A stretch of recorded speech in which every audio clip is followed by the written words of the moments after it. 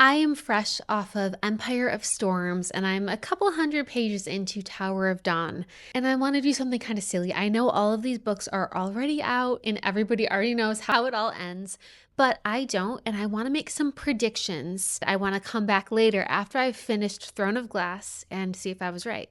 I think I know what it costs to close the gate. I think it requires 2 people, not just 1. Please, I beg of you, do not put spoilers in the comments. Here are the ground rules.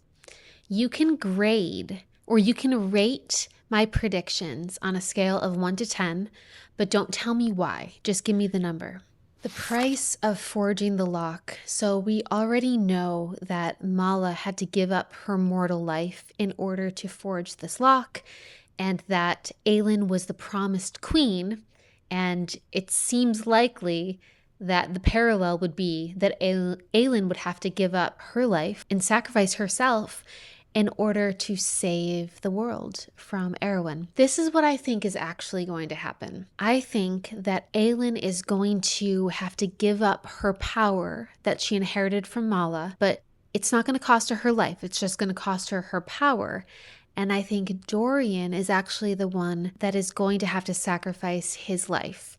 Because if you remember, Mala used her power and had to give up her life. So if we break that into 2 separate components, we have Aelin's power and we have Dorian's life. Since the beginning, since Nehemia was speaking with Queen Erilea about Aelin and Dorian not quite being ready yet, and that they needed to do something to push them to the edge to get them ready. Since that conversation, it's been very clear that Dorian is a part of this prophecy, is a part of this promise to right the past's wrong. So we know Dorian has to be involved in some significant way. My confidence score for this one, I'm going to go pretty high. I'm going to say 90%.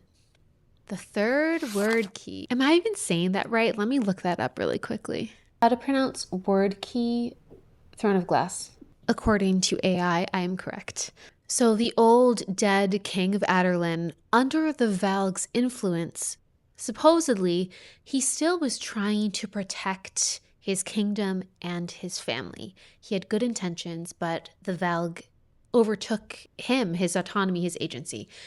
I wonder if in the beginning, when he first found the Wyrdkey, I wonder if he hid the Wyrdkey in someone, in Queen Georgina, I think is her name, or in his younger son, Aelin. Maybe not the younger son, I'm thinking about this now, because he would have found the Wyrdkey before Aelin was even born. So maybe it's his wife, maybe it's the queen. I wonder if he hid the Wyrdkey in her body in the same way that the Duke of Parrington hid the Wyrdkey in Keltane. In doing this, he would be close to guaranteeing that no one would ever find it. Well, is that, now I'm really questioning all of this, because he would want the Wyrdkey to be hidden in a place where only the right person could find it. He doesn't want to hide it from everyone because it's necessary to have the 3 Wyrdkeys and the lock in order to close the gate. I'm assuming that he knew that at the time. So he doesn't want to hide it from everyone, but he wants to hide it from the wrong people. Is it in Dorian? Oh my gosh, is the 3rd Wyrdkey somehow embedded in Dorian? I don't know. But I'm going to give that 40% confidence. No, a little higher. I'm going to give that 55% confidence. The Valg princess. So now Maeve has Aelin as prisoner, and she could definitely use Aelin as a bargaining piece with Erwin. If Erwin could use Aelin in some way to his benefit, obviously he would want that, and obviously it would put Maeve in his favor if Maeve could offer that to him. What if, while Aelin is imprisoned, she is implanted with a Valg princess and does some awful things, but is able to overcome the influence of the Valg because of her firepower? That seems to be the only thing that can really knock the Valg off their feet. I'm not super confident about this one. Let's say 45% confidence. 3 thrones. I'm pretty confident about this one. I think Manon is going to unite the witches and turn them against Erewhon. I think the Kagan will also jump in and help win the war for Aelin. And I think the series will end with 3 sources of power. We'll have Manon ruling the Wastes. We'll have Aelin and Rowan as king ruling Terrasen. And we'll have Dorian ruling Adelin. I'm realizing now that a couple of my predictions contradict themselves because I do think that Dorian is going to have to sacrifice his life to forge the lock. And I wonder if it's actually going to be Chaol that takes the Adelin throne. That would be crazy. I'm going to give this one a confidence score of 70%. The relationships. So obviously, Aelin and Rowan are endgame. I think Adian and Lysandra are going to end up together. So I'm not that far into Tower of Dawn, but it's already seeming like Chaol and Irene are going to end up together.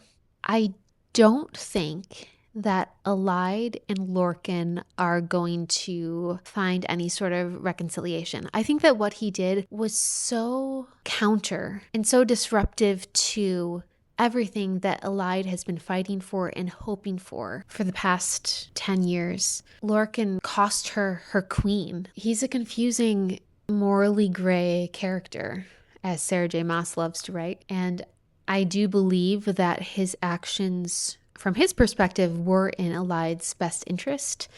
But I don't think Alide is going to be able to forgive him. These are the more sentimental ones.